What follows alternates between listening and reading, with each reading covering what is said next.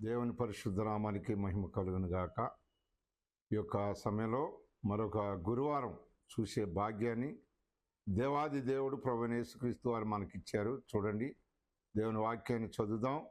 కీర్తనా గ్రంథం 91వ అధ్యాయం 14వ వచనంలో ఈ విధంగా రాయబడుతోంది.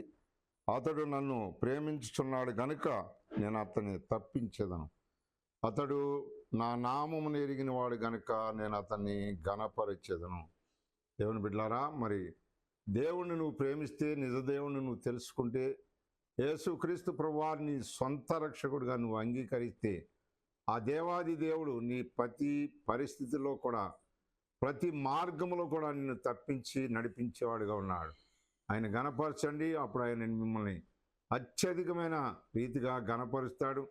భూమి మీద ఉన్న సమస్త జనుల కంటే నువ్వు ఘనుడిగా ఉంటావు. అటు రీతిగా దేవుడు నిన్ను సిద్ధపరచునుగాక.